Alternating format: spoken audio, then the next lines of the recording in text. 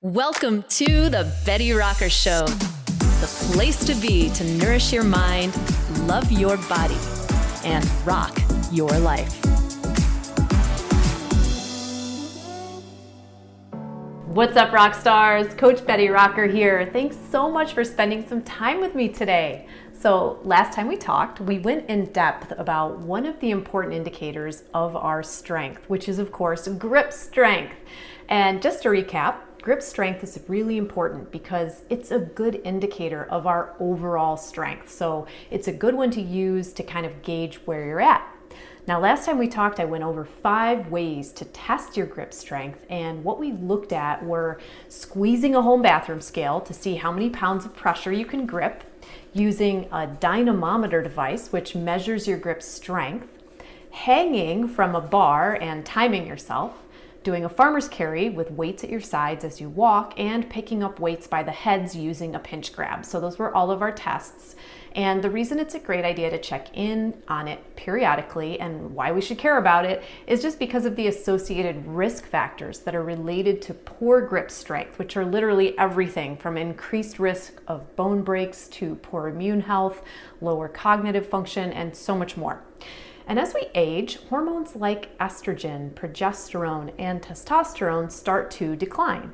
We've talked a lot about this on previous episodes and how the loss of these key hormones really impacts our strength, making us more prone to muscle and bone loss and really affecting our flexibility as that ligamentous tissue becomes less pliable. The good news is, if you're using Betty Rocker training programs and eating guidelines, you have essential tools to stay ahead of a lot of the age-related degeneration the body is really prone to. I mean, use it or lose it, right? If you're training with me, you are consistently strength training and you're working on your explosive power. You're eating enough protein for your age group and you're prioritizing those fiber-rich carbs and that healthy fat. You're making your self-care a priority, like taking the rest days between your high-volume training sessions. And if you're in perimenopause or postmenopause, you've got a more customized schedule for your training in my programs that really is going to benefit you the most. You're prioritizing your bedtime and you're stretching more around your training. You're keeping an all or something mentality in mind so that you can stay consistent, and you know that our health and fitness are this holistic process that we work on over time, just like we work on ways to talk to ourselves with kindness, the same way we would talk to our friends.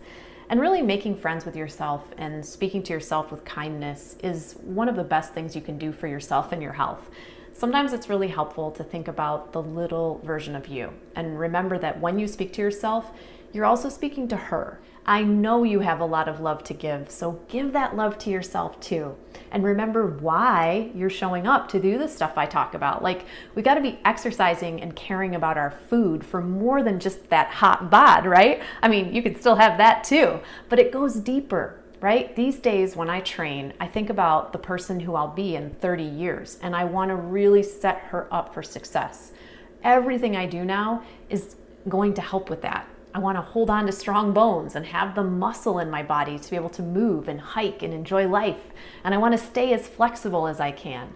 So really these days, I'm taking action for 2 people. I'm doing it for the little kid version of me. I want to make her proud of who I am. And I'm doing it for the older version of me. I want her to look back and say, damn girl, you set us up to be strong. And look at how much we can do, right? I just found myself really inspired with the grip strength test and how much I could do.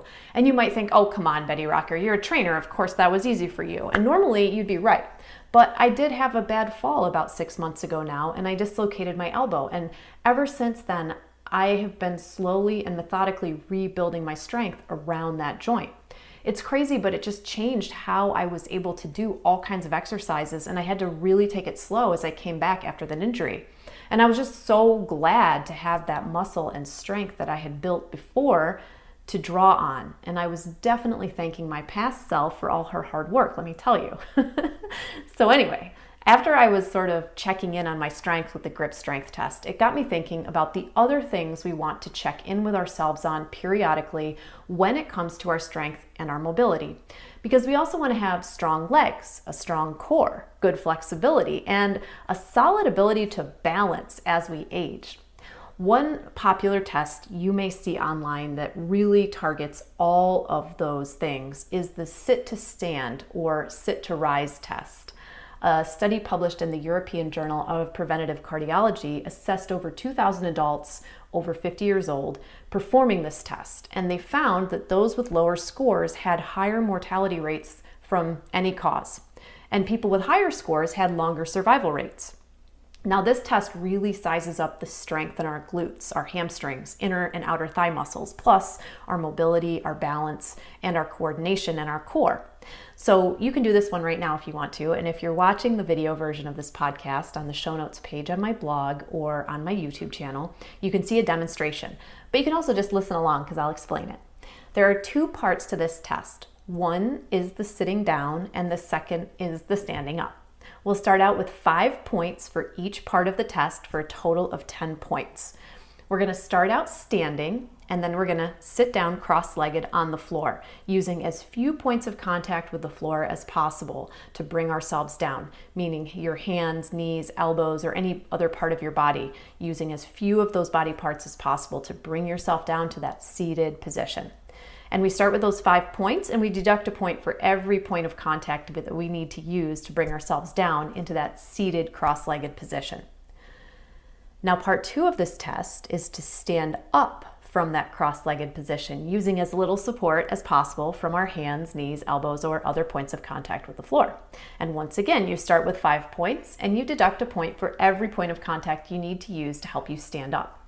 So if you're someplace that you can do this, go ahead and try it out, and be sure that you're next to some furniture so that you can reach out to support yourself. We're just assessing where we're at. Just notice if you need to put a hand down, if you need to use your knees to come up, or if you felt stiff or had trouble being in the cross-legged position and coming into it or out of it.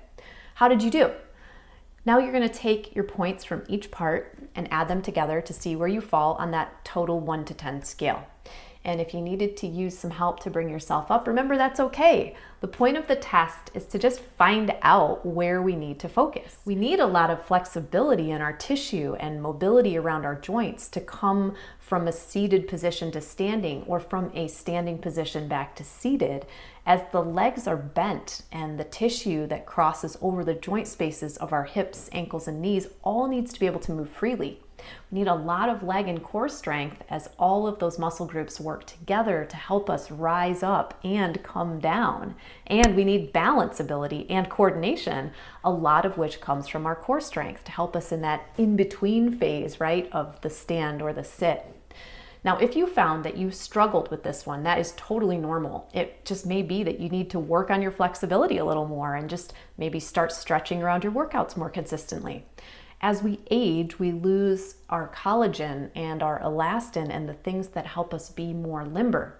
Our ligaments become less pliant as our estrogen levels go down. So getting a little more proactive about your self-care around your workouts, whether it's a 3-minute warm-up where you're just moving dynamically, or even doing some of the moves from your workout with your own body weight, or you're doing, say, a 5-minute stretch after you train with those warm muscles, or you're adding a little yoga or mobility work on some of your rest days throughout the week, like we do in all of the Betty Rocker programs, that can be a great way to improve your joint health and really keep your body limber and loose. And along with flexibility, some of the exercises that can really improve all of those areas of your body that help with sitting and standing include moves like this one's got a couple of names, the knee drop lunge, which is also known as the prisoner squat. And that's where you place your hands behind your head and you lower yourself down to a kneeling position, and then you step right back up again, keeping your hands back behind your head. And another great move that I love to include in my programs is the Turkish get up. That's where you start out lying on your back with one arm straight up in the air. You lift your upper body up, almost coming into a sit-up using your core strength, and then you bring your legs under you, coming into either a kneeling lunge or a low squat, and then you come up to a standing position, holding your arm up overhead the entire time. This move is a super spicy move, but it really helps to strengthen everything from your rotator cuff to your core, your legs, glutes, and it helps improve your balance and flexibility as you're getting up from the floor and coming back down to the floor. It's a featured move in the Ripped Rockstar Challenge series in Rock Your Life, over the course of that particular challenge series in parts 1, 2, and 3, we continuously work to improve our Turkish get up in one workout each week. That's a really fun program in Rock Your Life. You should definitely check it out. But another great body weight move to improve your sit to stand ability and keep your balance, flexibility, core, and legs strong is the burpee. That is where we bring ourselves down to a plank pose, do a push-up, jump to our feet, and then jump up in the air, and then we repeat it. Everyone loves to hate the burpee, but I have really come to love it for the versatile ways we can use it to improve so many aspects of our strength. You'll see a lot of really fun burpee variations in my challenges and programs. Everything from a low impact burpee to one you can do with your hands elevated to help you build up that strength. You can do a double jump burpee. That's where you're gonna do 2 jumps at the top. You could do a reverse burpee. That one there's no push up in, but it's also really tough to come down and come back up. And then there's even a warrior burpee where we add a mountain climber at the bottom and 2 kicks at the top, right? I started sweating just thinking about burpees. But they're just such an amazing move to really include in your training regularly that really helps you maintain so many important aspects of your fitness. Now, those moves I mentioned, the prisoner squat, the Turkish get up, and the burpee are all going to help you improve your leg and core strength, plus improve your ability to balance.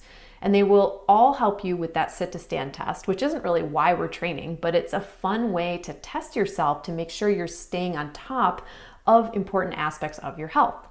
They also recruit a lot of your posterior chain musculature. If you've never encountered that term, it just refers to the muscles that run up and down the back side of your body, like your back, your glutes, your hamstrings, and your calves. And these muscles are all involved in your ability to jump and balance and move well.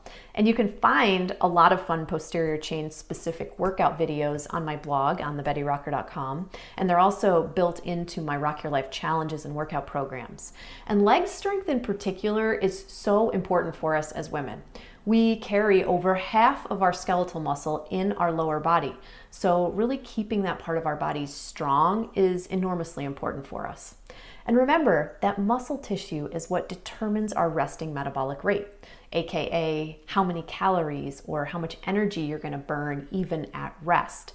So the more muscle we have, the more efficiently we burn body fat. And this is one of the reasons it's easier to gain weight as we age and start to lose our muscle tissue if we're not taking steps to support holding on to it.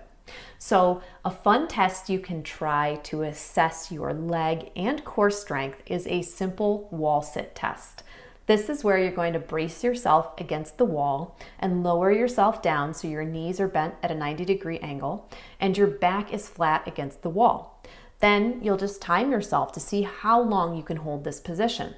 A great benchmark to aim for is a full minute, and it is tough. Anything more than that is just a bonus and an indicator that you're really strong. If you're not up to a minute when you do the test, that is a-okay. If you can hold it for 45 seconds, that is still good. The average is 35 to 45 seconds, so anything above average is great. If you're below that, it's just something to work on, right? There's so many great exercises to help you build your leg strength, like squats, deadlifts, lunges, and tons of variations of those as well, starting with body weight variations all the way up to weighted options. There are jumping and high impact exercises too that will strengthen your legs. And speaking of jumping, another really fun test you can try that will assess your leg strength is the standing broad jump test. You might have done this back in gym class or remember measuring your jump length, but it's a great assessment of your power potential, especially in your glutes and legs. And it's one where we need a lot of that posterior chain strength. Now, this test is typically done for athletes who need their leg strength for their sport, but it's also just great to check in on ourselves and see where we're at too, because explosive power means that you've got a lot of strength in your legs. So what you can do is lay out a tape measure, or you can simply put down markers for several feet or meters out and make sure that you're gonna do this on a giving surface like your lawn or a mat. Do a little warm up like some walking lunges or some body squats and some high knees. And lay out your tape measure and come to the 0 end with your feet slightly apart. Swing your arms and bend your knees to help give you as much forward drive as you can get. And then you're just gonna jump as far forward as you can and land on both feet without falling backwards. Your distance is measured to where you land at the back of your heels. You're going to make 3 attempts and mark down your distance each time.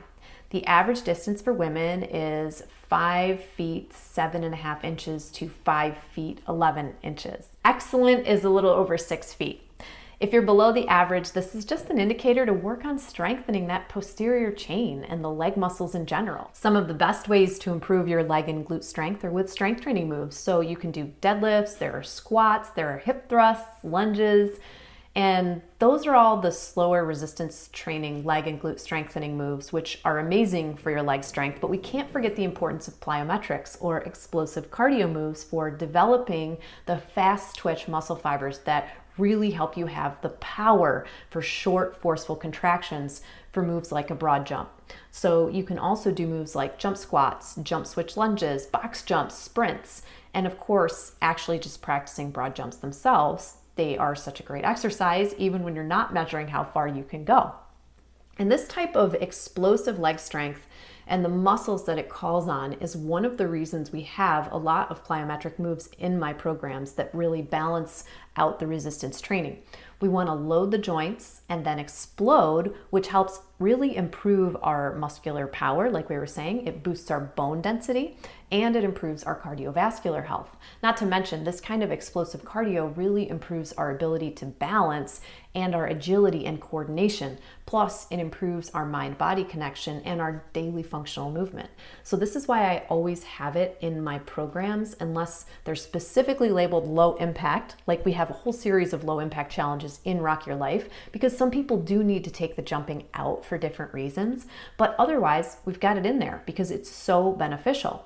Now, when it comes to jumping and explosive movement, this is why I'm always going over form and alignment, and actually why I created the free Foundations of Functional Fitness workshop series to help you pay attention to your body mechanics. You can get that at thebettyrocker.com/FFF if you want to grab that. Just like we don't want to load the joints with weight using poor form, we don't want to jump or explosively move with misaligned hips or knees or ankles. And sometimes you don't know you're not aligned until something starts to hurt. But people often ignore early warning signs and just chalk them up to being sore from their workout. But our bodies are dynamic and life takes a toll, whether it's because of the side of your body that's dominant, or you've had kids, or you've been in a car accident or been injured at some point and had to rehab, and maybe your body developed some compensating type of patterns. And those key joints can get out of alignment easily, like our hips, our shoulders, our spinal column, our SI joint, and so much more.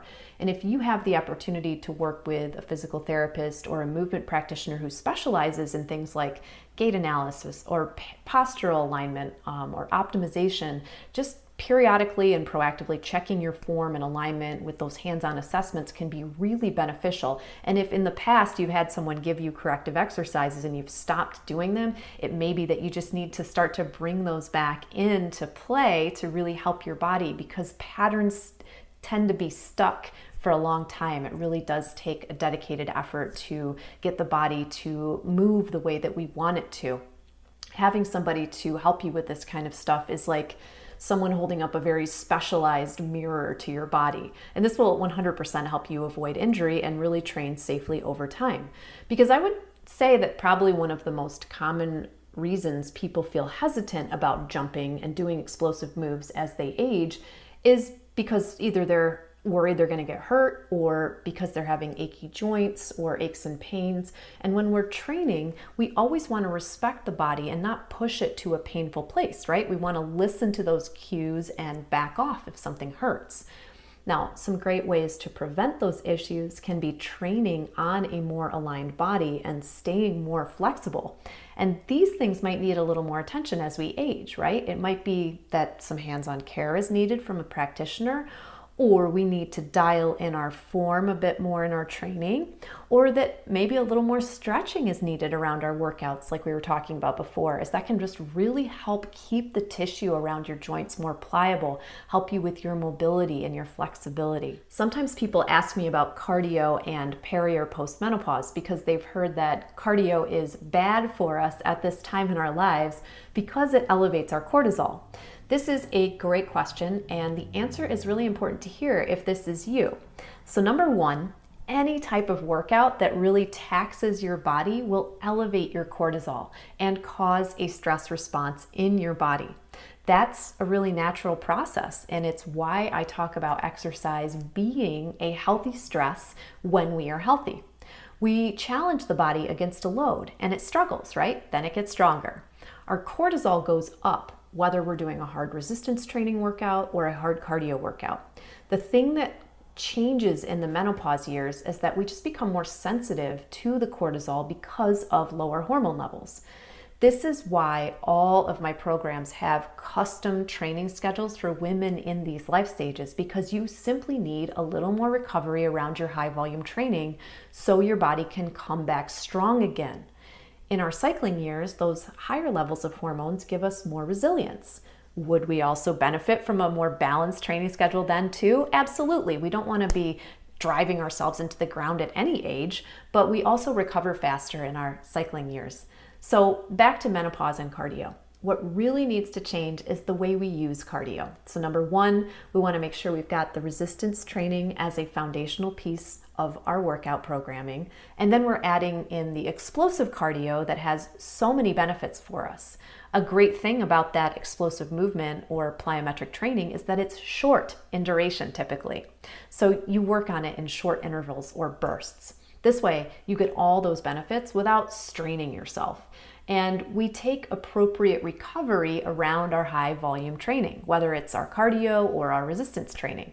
And this is how you keep the stress to a level that you can effectively manage and you get all the benefits that those explosive movements bring us. So, to recap on our leg strength assessments today, we've gone over the sit to stand test or sit to rise test.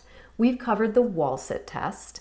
And we've covered the standing broad jump test. And all of these are going to assess your leg strength and power in different ways, and also really help you check in with other important health markers that are essential to our strength, like our flexibility and our balance and coordination. These are all great to check in with yourself on periodically, and I would of course love to hear what you discover and what you're working on as a result. So be sure to drop me a line either on my blog or on social media, on the show notes page.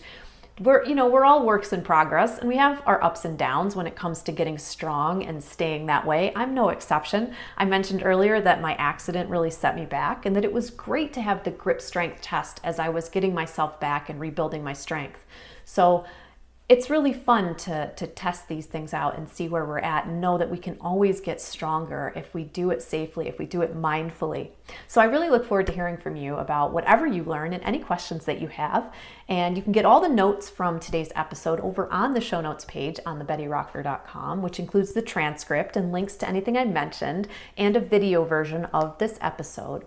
So thanks again so much for spending some time with me today, and I look forward to continuing this conversation. So till next time, Rockstar, I'm Betty Rocker, and you are so awesome, flawsome, and amazing. I'll talk to you again real soon. Bye for now. This podcast is for information purposes only. Statements and views expressed on this podcast are not medical advice. This podcast, including Brie Singer, Betty Rocker Inc., and the producers disclaim responsibility for any possible adverse effects from the use of information contained herein. Opinions of guests are their own, and this podcast does not endorse or accept responsibility for statements made by guests. This podcast does not make any representations or warranties about guest qualifications or credibility. Individuals on this podcast may have a direct or indirect financial interest in products or services referred to herein. Before starting a new exercise, fitness or health protocol, or if you think you have a medical problem, always consult a licensed physician.